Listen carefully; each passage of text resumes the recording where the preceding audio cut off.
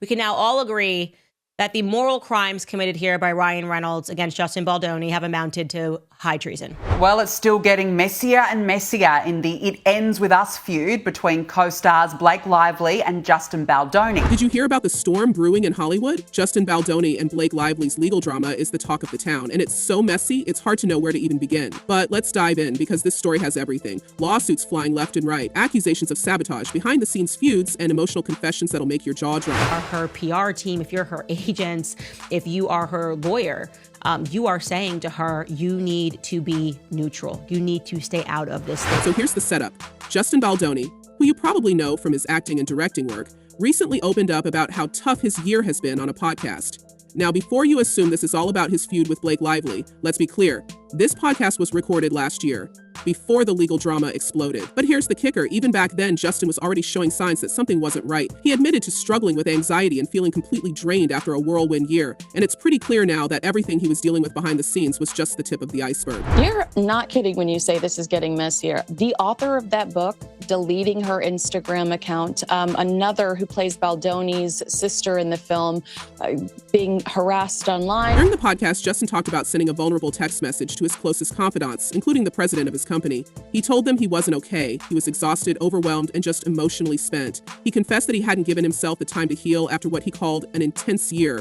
And that's not all. He also revealed that his family was feeling the strain too. It's kind of heartbreaking to hear, especially knowing what was coming for him just a month later. Fast forward to December and the drama hits full throttle. That's when Blake Lively filed a complaint against Justin, accusing him of inappropriate behavior and creating a toxic work environment on the set of their film, It Ends With Us. And let's not forget, this wasn't just a small indie project. This was supposed to be a big deal, but instead of basking in the glory of another successful film, both Justin and Blake were dragged into a legal nightmare that's only gotten uglier as time has gone on. And here's where it gets really wild. After Blake filed her complaint, Justin fired back with his own set of lawsuits. He claimed that Blake and her husband, Ryan Reynolds, were part of a coordinated effort to ruin his career and reputation. Oh, and he didn't stop there. He also sued the New York Times for what he says was biased reporting on the whole situation. Honestly, this whole thing feels like a Hollywood drama in itself, and we haven't even gotten to the most shocking details yet. One of the most significant allegations in Baldoni's lawsuit is that Lively sought to gain control over the editing process of the film. Let's rewind for a second to talk about what went wrong during the production of It Ends With Us. According to Justin, the trouble started when Blake began to take on a much larger role in the creative process than anyone expected. She wasn't just acting, she was, in Justin's words, trying to run the show. Now on paper, that might sound like a strong, empowered move, but in practice, it turned into chaos. Reports from the set suggest that Blake's vision for the film clashed with Justin's, and the whole thing spiraled into a toxic environment where no one could agree on anything. And it wasn't just about creative differences. Blake faced intense public scrutiny during the film's press tour, with fans criticizing her wardrobe choices and questioning whether she was the right fit for the role. People were saying her promotion of the movie felt tone-deaf, especially given the serious themes of the story. Meanwhile, Justin was left to promote the movie solo, which only fueled rumors that the two of them weren't on speaking terms. Can you imagine the tension on that set? It's no wonder Justin was already emotionally drained by the time he recorded the podcast. And we also need to stop being so ADHD where we're only into stories at the very beginning of them and we never see them through. Like, we need to bring back true investigative reporting. On top of all that, insiders from the set claimed that the tension wasn't just between Blake and Justin. It trickled down to the rest of the team. Some crew members reportedly felt caught in the crossfire, with one production assistant allegedly saying it felt like there were two different movies being made, one that Blake wanted and one that Justin wanted. Everyone was walking on eggshells. This divide apparently extended to the cast as well, with some siding with Blake while others tried to stay neutral, fearing backlash from either camp. It's easy to see how such a fractured environment could make everything 10 times harder for everyone involved. And let's not forget the reported meltdown during the press tour. According to sources, Justin was blindsided by how the narrative around the film shifted during promotion.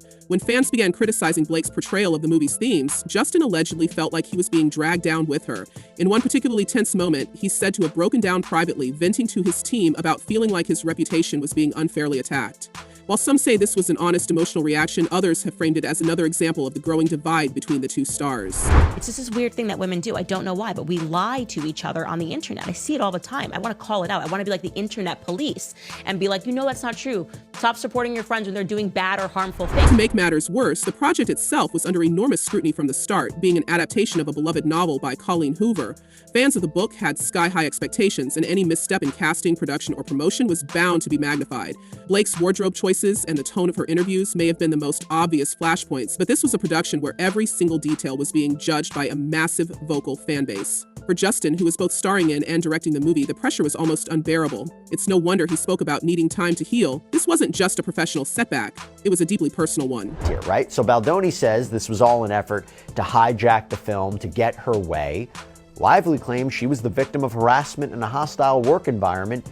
Not surprising. But here's where things take an even darker turn. In her lawsuit, Blake accused Justin of more than just being difficult to work with. She claimed that he created a hostile environment on set and engaged in behavior that made her and others uncomfortable. Justin's team, of course, has denied these allegations, calling them outright fabrications meant to distract from Blake's own controversies. According to Justin's legal team, Blake was trying to shift the narrative away from her own missteps during the film's promotion. Talk about a Hollywood he said, she said. And while all of this drama was unfolding, Justin was also dealing with his own personal struggles. On the podcast, he spoke candidly about feeling like an imposter despite all of his professional success. He admitted that he often takes on more than he can handle because he wants to please everyone, and it's clear that this pressure was weighing heavily on him. He described waking up in the middle of the night with his heart racing, feeling completely overwhelmed by everything on his plate. It's a stark contrast to the polished, confident image he projects to the public. Meanwhile, Blake has been facing her own set of challenges. A resurfaced clip from a Forbes summit shows her talking about how she doesn't just want to act, she wants to be involved in every aspect of the projects she works on. At the time, it was seen as an empowering statement, but in light of the "It Ends With Us" controversy, people are now questioning whether she overstepped her boundaries. Some fans have even pointed out that Blake and Ryan, despite their successful careers, have never started their own production company.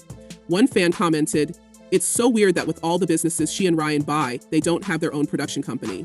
I feel like it's because they want to see brands, not art. They're just commodities, they aren't real actors." Ouch. That's a pretty harsh take, but it does raise an interesting question. If Blake wants so much creative control, why not just produce her own films? Like, he literally tells Ryan he wants to be friends with you. And I can just see Ryan sitting there like, yes, this is exactly what I want, a puppy to kick in the mouth. And then there's the issue of receipts. Blake's legal team has subpoenaed Justin's phone records, claiming they'll expose a campaign to smear her reputation. Justin's team, of course, has called this a fishing expedition, arguing that it's just another attempt to distract from the real issues. But fans are eating this up, debating every new piece of evidence that comes to light. One commenter couldn't resist taking a jab at Blake, saying she's so unintelligent she can't even scam successfully. It's impossible to ignore the ripple effects this drama is having on everyone involved. Justin has reportedly lost multiple jobs and hundreds of millions in potential earnings due to the allegations. Reputation experts are saying his career might be irreparably damaged, regardless of whether he's found guilty or not. And Blake? She's been largely out of the spotlight since filing her lawsuit, but the backlash has been brutal. It's clear that this fight isn't just about legal fees, it's about survival in an industry that thrives on public perception. And let's not forget the collateral damage. Ryan Reynolds has been dragged into the mess, with Justin accusing him of mocking him through a character in a Marvel film. Blake's publicist, Leslie Sloan, is also named in Justin's lawsuits, adding yet another layer to this tangled web. It's like every move these people make is being scrutinized under a microscope, and the stakes couldn't be higher. So Blake and Ryan are all out of cards, and they've got nothing to prove this right now. So where does this leave us? Honestly, it's hard to say. Both sides are digging their heels in, and with a trial date set for 2026, we're a long way from resolution. In the meantime, fans are left to speculate, dissect, and argue over every new development.